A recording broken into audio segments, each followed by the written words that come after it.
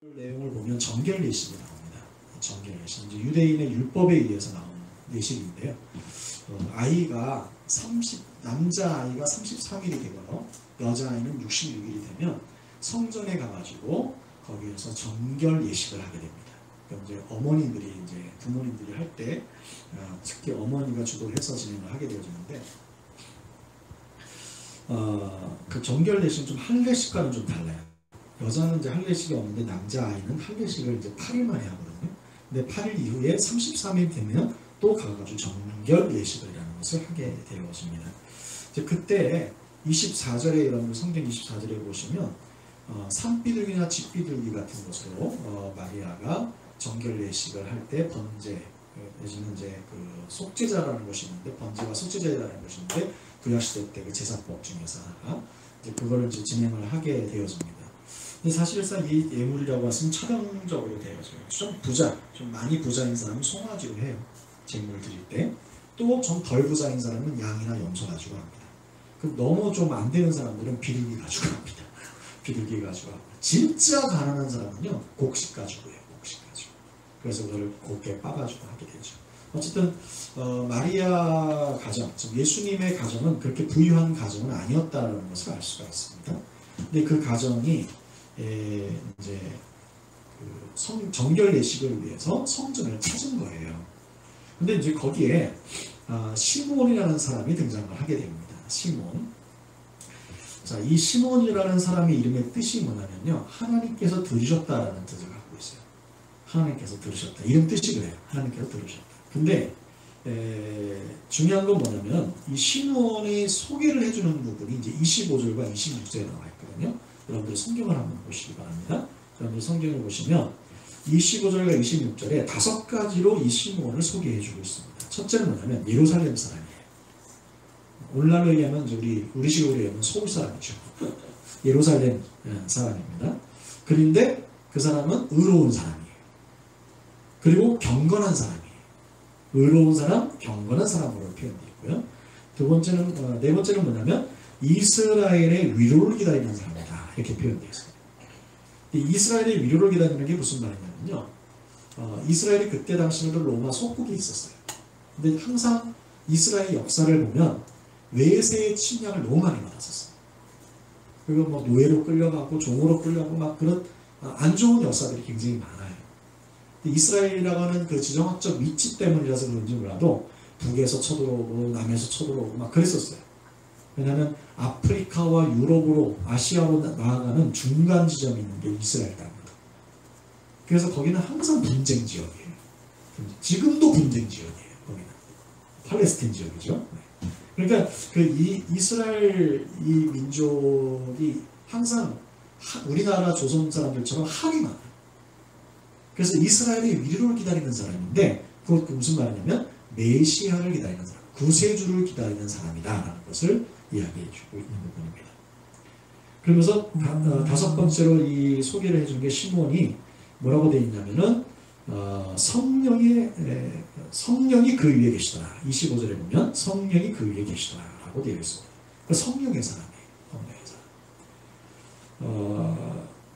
특이한 것은 뭐냐면은 이 성령의 사람인지 몰라도 이 사람은 예수 그리스도를 메시아를 보기 전에는 죽지 아니할 것이다 라고 하는 성령의 음성을 듣습니다. 26절에 보시면, 여러분들 성경 26절에 보시면 그가 주의 그리스도를 보기 전에는 죽지 아니하리라는 성령의 지시를 받았다 그랬습니다. 그러니까 여러분들 이것을 통해서 우리가 지금 깨닫는 게 뭐냐면 하나님의 음성, 살아계신 하나님의 음성을 우리가 듣지 못하는 이유와 듣는 이유가 차이가 있다는 것을 알 수가 있어요. 기본적인 차이가 있는데 바로 성령 충만을 받았느냐 안 받았느냐의 차이예요. 이 시몬이라는 사람은 기본적으로 뭐냐, 성령이 그 위에 있었어요. 즉 성령 충만한 사람이에요. 그러니까 하나님의 음성이 들리는 거예요. 성령의 지시를 받는 거예요. 하나님의 살아계신 없는 것 같은 그 하나님의 음성이 들리는 것이죠. 그러니까 여러분들 성령의 사람으로서 하나님의 사람으로서 하나님의 지시를 받는 그런 어떤 모습을 이 시몬이 가지고 있다. 근데 희한한 것은요, 성령의 사람은요 특이한 점이 하나가 또 나타나는데, 자 27절을 보시면 그가 성령의 감동으로 성전에 들어갔어요. 그냥 성전에 들어간 게 아니에요. 들어가고 성전에 들어가고 싶어 들어간 게 아니라 성령이 감동을 받아서 야 성전으로 들어가라 라는 음성이 들려서 감동이 와서 들어갔습니다. 그랬더니 마침이라는 단어가 들어가 있죠. 마침. 저는 이것을 뭐라고 생각했냐면은 우연 듯한 필연이다. 저는 이렇게 보고 있습니다. 우연인 듯한 필연. 하나님이 인도하셨는데 우연히 성전에 들어간 것 같았지만 마침이라는 단어를 통해서 그 뒤에 어떤 내용이 나왔냐면 예수님의 부모가 율법의 관례대로 행하고자 하여 그 아기 예수를 데리고 성전에 들어오셨던 거예요. 마침 거기서 짠 하고 만난 겁니다. 근데 한 번도 만나지 못했던 사람이기 때문에 얼굴도 모르고 아무도 모르고 일가 친척도 아니에요. 이 시므온은 예수님의 가정하고 전혀 상관이 없어요. 근데 이 시므온이 워낙 성령이 충만하고 성령의 감동을 받아서 그때 들어갈 때 마침 우연히 만난 것 같지만 필연적으로 예수님의 아기 예수님, 그때만 해도 성인 예수님이 아닙니다. 청소년 예수님이 아닙니다. 아기 예수님, 33일 된 아기 예수님을 만난 거예요. 그때 단번에 이분이 메시아라는 것을 알아봤어요. 이 시므온이. 그러고 나서 이제 이 신앙의 고백이 그때부터 술술술술 나오기 시작하는데 7번의 신앙 고백을 합니다. 7가지의 신앙 고백. 여러분들 성경에 보면 7이라고 하는 숫자, 보통 우리 그 서양 문화에서 럭키 세븐 그러잖아요. 그죠? 이 7이라고 하는 숫자는 그 행운의 숫자란 말이에요. 행운의 숫자 7, 럭키 세븐. 근데 이것이 사실 기독교 문화에서 오거든. 이 7이라고 하는 숫자는 완전수로서 하나님의 숫자로 상징성을 갖고 있어요. 그런데 이 시몬이라는 사람이 신앙 고백을 하는데 7가지 신앙 고백을 해요. 7가지 신앙 고백을 해요. 그걸 좀 우리 오늘 하나하나 좀 살펴보기를 원합니다. 어떤 내용들이었는지. 자, 먼저 신앙적으로 영적으로 준비된 이 시몬의 신앙 고백, 이것을 통해 하나님은 어떻게 소개되어 있는가에 대한 부분을 함께 나누고자 합니다. 29절입니다. 29절. 여러분들 성경 29절을 보시면 주제여 이제는 말씀하신 대로 종을 평안히 놓아주시는구나 이렇게 말씀하고 있습니다. 이제 신앙 고백 첫 번째가 뭐냐면 주제여 이제는 말씀하신 대로 종을 평안히 놓아주셨습니다 라고 얘기합니다. 왜냐하면 성령의 지시를 어떻게 받았죠? 네가 그리스도를 보기 전에는 죽지 아니할 것이다 라고 되어 있잖아요. 그러니까 여기서 평안히 놓아주신다는 것은 뭐냐면 이제 죽을 때가 가까웠군요 그 얘기거든요. 근데 이것은 우리나라 말로 우리나라 식대로 죽는 거 좋아하는 사람 없잖아요. 근데 우리 식대로 얘기를 하면 이거예요. 이제 죽어도 여한이 없습니다. 이제 뜻을 이루었습니다. 하나님의 계획이 이루어졌습니다. 그 얘기죠. 아니 아기 예수 33일밖에 안 된 아기 예수를 보고 자 중요한 호칭이 하나 나와요. 주제여라는 호칭이에요. 이 주제여라는 것은 뭐냐면요. 지난주에도 우리가 도마 이야기를 통해서 우리 서로 나눴었던 것이 있는데 보통 주여라는 것을 The Lord라고 하는 이 주여라는 것이 자 통상적으로 많이 사용하던 그런 호칭이다라고 얘기했잖아요. 근데 이 주제라는 단어는 그렇게 흔하게 사용하는 단어가 아니에요. 그러니까 이 시몬이라고 하는 이 사람의 신앙 고백의 첫 번째 호칭부터가 클래스가 달라요. 이 주제라는 뜻은 어떤 뜻을 갖고 있냐면요. 주여보다는 한결 강한 의미예요. 호칭이에요. 절대적이다. 무한하시다. 주권자로서 창조주 하나님을 말하고 있는 거예요. 그러니까 주님, 주여, 주님이시며 영원히 존재하신 주제시요. 주제요. 그러면서 이제 죽어도 여한이 없습니다. 라고 하는 고백을 하는 거죠. 종을 평안히 놓아주셔서 감사합니다. 라는 것이죠. 두 번째 고백이 뭐냐면 신앙 고백이 뭐냐면 30절에 나와 있습니다. 내 눈이 주의 구원을 보았사오니. 자, 아기 예수님을 보고 뭐라고 표현하면 구원을 봤다라고 되어 있습니다. 이게 무슨 말이냐? 요한계시록 7장 10절에 보니까 이런 말씀이 나와요. 시작. 구원하심이 보좌에 앉으신 우리 하나님과 어린 양에게 있도다. 이 어린 양이 바로 예수 그리스도거든요. 자, 구원하심이 보좌에 앉으신 어린 양에게 있다 라고 하는 이 고백을 하는 거 보면 이 특별한 이 시므온의 신앙 고백이 아기 예수를 보고 구원이다 라고 표현한 것 자체가 굉장히 의미심장한 신앙 고백이다 라고 얘기할 수가 있습니다. 그래서 여러분 우리가 여호와는 나의 구원이십니다 이렇게 고백하잖아요. 예수는 나의 구원자이십니다. 주님은 나의 메시아 구세주이십니다 라고 고백하는 것은 대단히 중요한 신앙 고백이다 라고 얘기할 수가 있어요. 특히 예수님의 이름 자체가 특이한데요. 여러분들 구약시대 때 보면 여호수아 여러분들 아시죠? 출애굽기에 보면 여호수아 나옵니다. 여호수아가 나중에 이제 모세의 지도자 모세를 이어서 이스라엘의 지도자로서 주님이 부르시잖아요. 그래서 사용하십니다. 근데 그 여호수아라고 하는 이름 자체가 여호와는 구원이시다는 뜻이거든요. 여호수아가 여호와는 구원이시다. 이게 히브리식 발음이에요. 그러면 헬라식 발음은 뭘까요? 예슈아예요. 그게 우리 이름으로 예수입니다. 그러니까 예수는 뭐냐? 구원이라는 뜻이에요. 그러니까 시므온이 아기 예수님 이름도 몰라요. 그리고 보자마자 그냥 애엄마한테 지금으로 따지면 그런 일이 있을 수가 없죠. 애엄마한테 아기를 안고 아기를 안고 구원이십니다. 이런 거예요. 이게 굉장한 신앙 고백인 거예요. 자, 세 번째 신앙 고백이 어떠냐? 3절을 보세요. 3절. 31절이죠. 3절이 아니라 31절. 이는 만민 앞에 예비하신 것이다. 이렇게 표현하고 있어요. 이는 만민 앞에. 이 구원, 아기 예수를 통해서 구원을 이루시는 이 모든 것은 만민 앞에 예비된 것이다. 예비라고 하는 단어는 어떤 단어와 연결이 되냐면 예언. 예언이라는 것은 뭐냐? 하나님의 계획. 이것과 연관이 되어 있어요. 자, 하나님은 무슨 계획을 갖고 계실까요? 인류를 구원하실 계획을 갖고 계시죠. 그죠? 이 모든 것은 예비된 것이다 라고 표현해요. 그래서 성경을 보시면 요한복음 5장 39절에 이렇게 말씀하고 있습니다.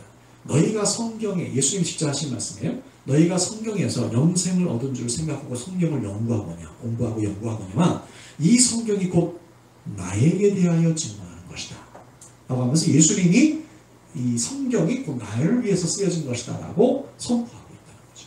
그러니까 이게 뭐예요? 성경에 이미 그때 당시 요한복음이 쓰여지기 전이니까 이때 이 말씀을 하실 때만 해도 구약 성경만 있단 말이에요. 그럼 구약 성경 대부분이 뭐예요? 이제 메시아 시대가 도래할 것이다. 구세주가 오게 될 것이다. 하나님의 아들을 보내실 것이다 라고 하는 예언이 수두룩하게 많이 있어요. 근데 그것이 이제는 어떻게 된다는 거예요? 자기, 나를 위해서 쓰여진 것이다 라고 선포하신 거예요. 또 하나는 뭐냐면 고린도전서 15장 3절에서 4절의 말씀에 이는 성경대로 그리스도께서 우리 죄를 위하여 죽으시고 장사 지낸 바 되셨다가 성경대로 사흘 만에 다시 살아나셨다. 부활하셨다라고 선포하고 있죠. 성경대로라는 뜻이 무슨 말이에요? 예언대로예요. 계획대로예요. 예비된 대로예요. 준비된 대로예요. 그러니까 이게 굉장히 이 시므온이라는 사람은 참 특이한 사람 같아요. 예수님과 공생애가 같이 한 제자도 아니고 어떻게 이렇게 예수님에 대해서 아기 예수님만 봐도 이 예수님에 대해서 정확하게 알 수 있을까? 진짜 성령이 말씀해 주지 아니하면 성령의 사람이 아니면 알 수 없는 대목이에요. 저와 여러분들도 이렇게 성령 충만하시기를 주님의 이름으로 축복합니다. 그 다음에 네 번째가 뭐냐면요. 네 번째가 뭐냐면 32절에 나와있죠. 이방을 비추는 빛이래요. 예수님의 아기 예수를 보면서 이방을 비추는 빛이요 주의 백성 이스라엘의 영광입니다.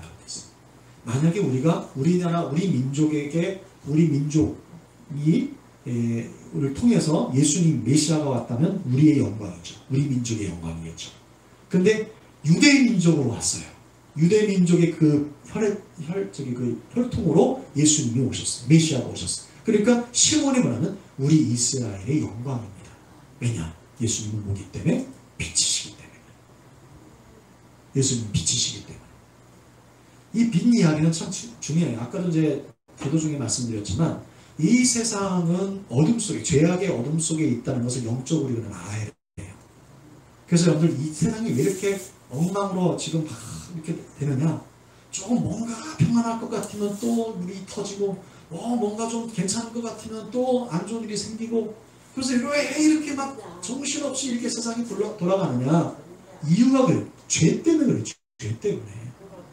그래서 여러분들 죄라고 하는 것은요, 내가 죄를 지었기 때문에 이 세상이 엉망이 된 게 아니라 원죄, 원래부터 있는 본질적 죄가 있어요. 그걸 죄성이라고 부르는데, 그 죄성을 가지고 살고 있는 사람들이 수많은 사람들이 있기 때문에 그 사람들이 그나마 주님이 하나님이 살아계시기 때문에 이 정도지, 하나님이 이 세상을 훅 떠나버리면 이 세상 완전히 엉망진창 될 거예요. 더 난리가 날 거예요. 그래서 여러분들 조건과 환경만 갖춰지면 인간은 언제든지 죄를 저질러요. 평소에는 가만히 있다가 괜찮았다가. 그래서 여러분들 인간은 어떻게든지 죄로 자꾸 달려가는 습성을 가지고 있다. 그걸 분명히 우리가 좀 기억해야 될 필요가 있어요. 중요한 건 뭐냐? 이 어둠의 이 세상에 빛으로 이 세상에 주님이 오셨다는 거예요. 빛으로. 근데 요한복음 1장에 보면 그 빛을 세상이 알아보지 못하더라고 했어요. 어둠을 좋아하기 때문에 빛을 싫어했다라고 되어 있어요. 그래서 주님이 뭐라고 하냐면 요한복음 8장 12절에 당신이 이렇게 선포합니다. 예수께서 또 말씀하여 이르되 나는 세상의 빛이다. 나를 따르는 자는 어둠에 다니지 아니하고 생명의 빛을 얻으리라라고 말씀합니다. 이 세상에 삶을 살아가는 길을 찾는 모든 사람들은요, 빛이신 주님을 받아들여야 돼요. 그 빛의 조명을 받아서 이 어두운 세상을 빛으로 조명받은 그 길로 걸어가시면 실족하지 않게 될 줄로 믿습니다. 다섯 번째 그 신앙 고백이죠. 34절에 나와 있습니다. 여러분 34절 보세요. 보라, 이는 이스라엘 중 많은 사람을 폐허하는 항업장, 주님의 권한 문제, 이 아기 예수님이 하나님이신데 이분이 어떤 분인가라는 것을 더 확실하게 얘기하는데, 하나님이라는 이 분이 어떤 분이냐? 이는 이스라엘 중에 많은 사람을 폐할 수도 있고 흥하게도 할 수도 있다. 야, 이 말씀 굉장히 특이한 말씀이죠. 이거는 그 하나님이라는 것을 알지 못하면 말할 수 없는 이야기예요. 말할 수 없는 얘기예요. 하나님인 것을 알기 때문에 이렇게 말하는 거예요. 사무엘상 2장 6절에서 7절에도 이렇게 말씀하고 있습니다. 사무엘 선지자가 선지자를 통해서 주님이 말씀하신 거죠. 시작. 여호와는 죽이기도 하시고 살리기도 하시며 수월에 내리기도 하시고 거기에서 올리기도 하시는도다. 여호와는 가난하게도 하시고 부하게도 하시며 낮추기도 하시고 높이기도 하시는도다. 욥기서에서는 이렇게 말합니다. 민족들을 커지게도 하시고 다시 멸하기도 하시며 민족들을 널리 퍼지게도 하시고 다시 끌려가기도 하신다. 개역 한글판 성경에서 현대인의 번역 성경은 뭐라고 하면 민족, 나라를 세우기도 하시고 망하기도 하시고 민족을 일으키기도 하시고 패하기도 하신다. 이렇게 번역이 되어 있어요. 이 부분을. 이사야서는요, 그 외우기 참 쉬울 것 같아요. 이사야서 22장 22절. 이사야 2를 4번 하면 돼요.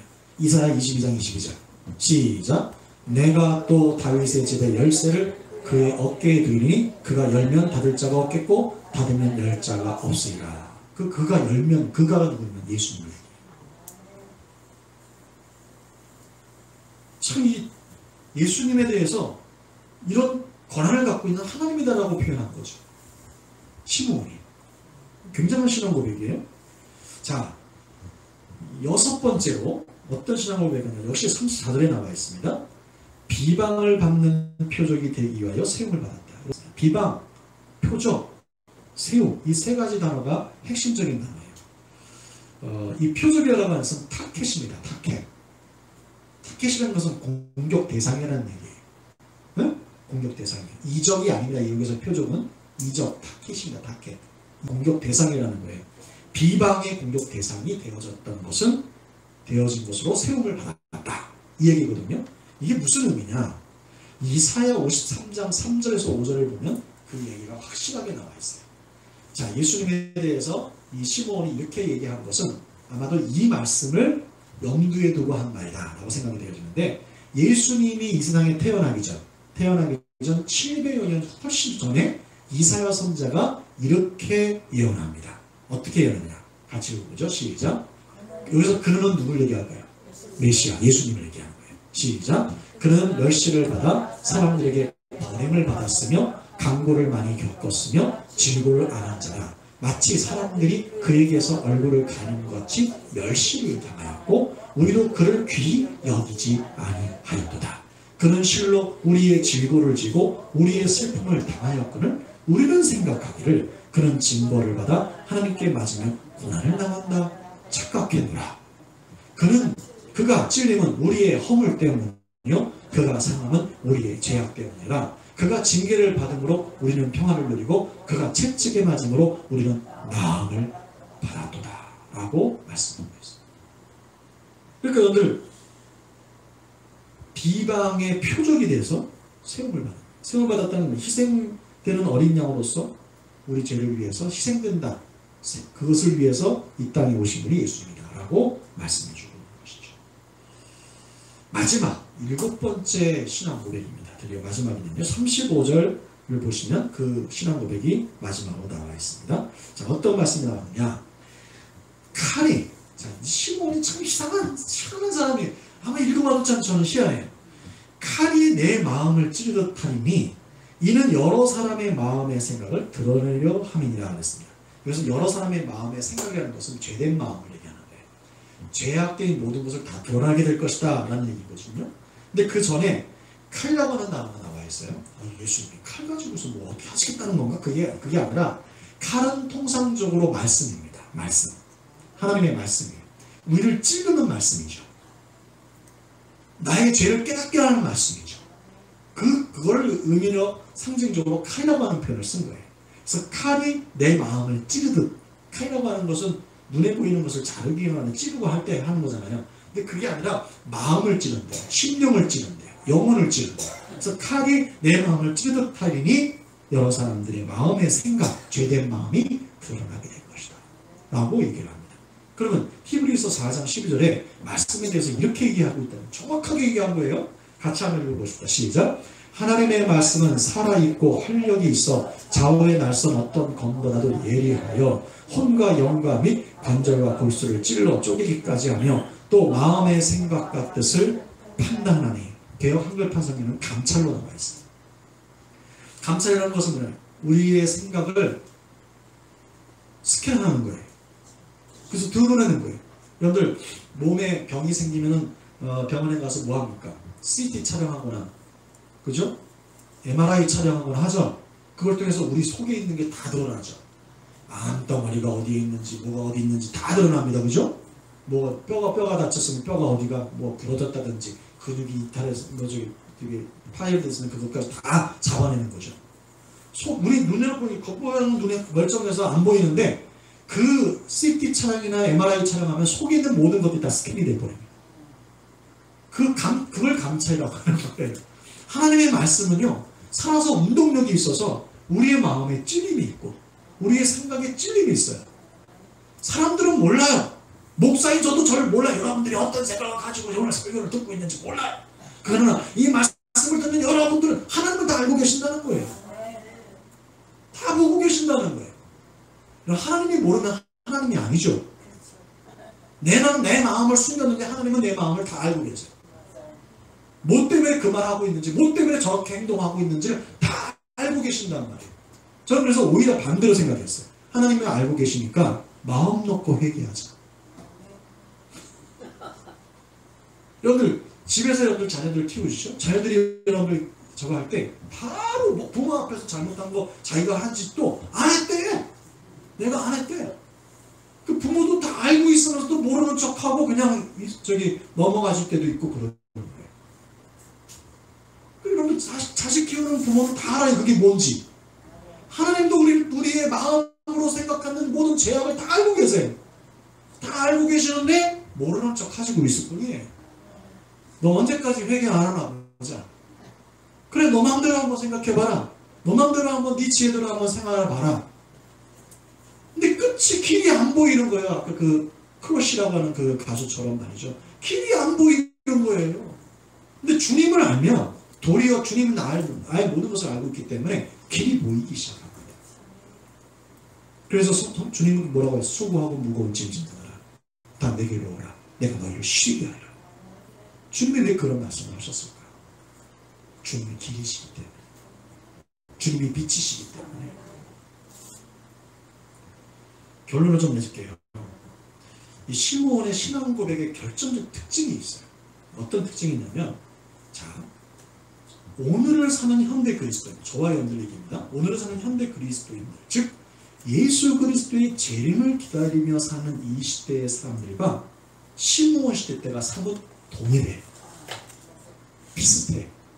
시므온 시대 때는 언제냐면 초림 예수를 기다리는 시대예요. 초림, 처음으로 이 세상에 오시는 메시아를죠. 우리는 뭐예요? 재림 예수를 기다리는 시대예요.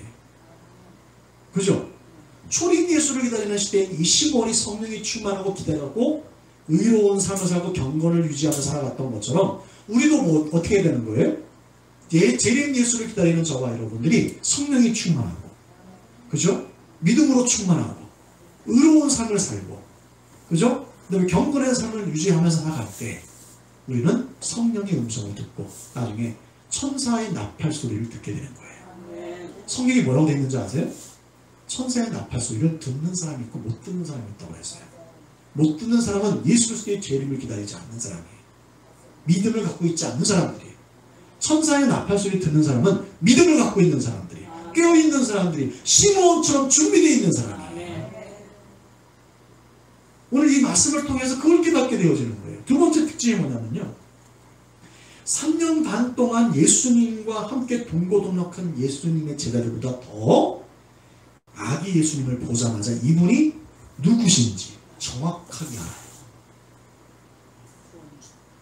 이분이 누구이며, 이 아기 예수님이 누구이며, 무슨 일로 오셨으며 무슨 일을 하실 건가까지 다 알고 있어요. 이 시므온이. 이 신앙 고백 면면을 보면 진짜 제가 여러 번 읽어봤거든요. 이 설교 준비하느라고 여러 번 읽어보고 묵상했는데 마침 저 영상, 비긴 어게인 영상도 어떻게 보게 돼가지고 그걸 제가 자막 편집을 다 한 거예요. 그 자막이 하도 조그맣게 남아가지고 자막 편집을 해가지고, 야, 주님이 길이구나. 주님이 진짜 구세주시구나. 시므온은 그거를 깨닫고 선포하고 고백하고 있구나. 어떻게 보면 침례 요한, 세례 요한보다 더 앞서서 이분이 메시아라는 것을 가르쳐준 사람이 시므온이에요.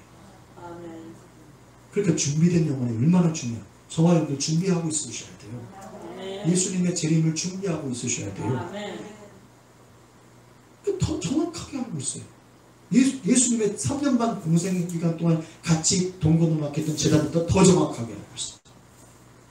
마지막 세 번째가 뭐냐면요, 성령을 통해서 느껴지는 이 시므온의 이 신앙 고백이 제가 어떤 느낌이 들었냐면, 책으로 지면상으로 읽었지만 시므온의 마음이 읽어진 거예요.